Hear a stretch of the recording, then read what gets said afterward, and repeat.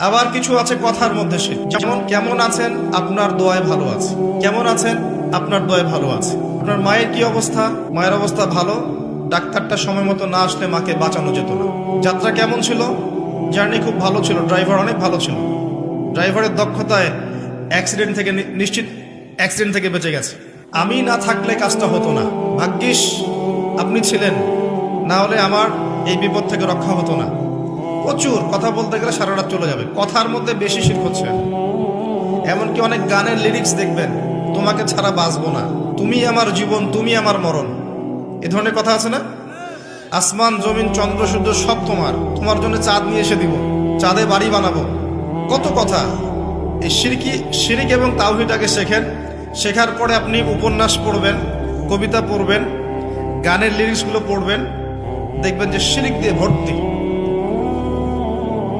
এমনি এমনি আল্লাহ পাক বিষয়গুলোকে হারাম করেন না, এখানে শিরক আছে, অনেক ক্ষেত্রে কুফরি কথা আছে, অনেক ক্ষেত্রে আবার ভক্তি প্রদর্শন করতে গিয়ে অতি ভক্তি হয়ে যাচ্ছে।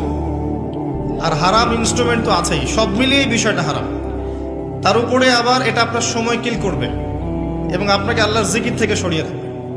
যখন আপনি এগুলোর মধ্যে ডুবে যাবেন, ওই মোমেন্টে আপনি আল্লাহকে ডাকতে পারবেন না, ওই সময়টা ওরা খেয়ে ফেললো। সব মিলিয়ে বিষয়টা হারাম। তো এরকম কথায় অনেক শিরক হয়। তো বেসিক কথা হচ্ছে, তিনভাবে শিরক হতে পারে: আপনার কথায়, আপনার কাজে এবং আপনার চিন্তায়। কথা, কাজ এবং চিন্তাকে বিশুদ্ধ করতে পারলে তাওহীদ প্রতিষ্ঠা হবে, এবং তাওহীদের উপর থাকলে পরেই উম্মার কল্যাণ আছে। আল্লাহ পাক আমাদেরকে তাওহীদে থাকার তৌফিক দান করুন। যারা শিরক মুক্ত অবস্থায় কবরে চলে যাবে ইনশাআল্লাহ, তারা উত্তর দিতে পারবে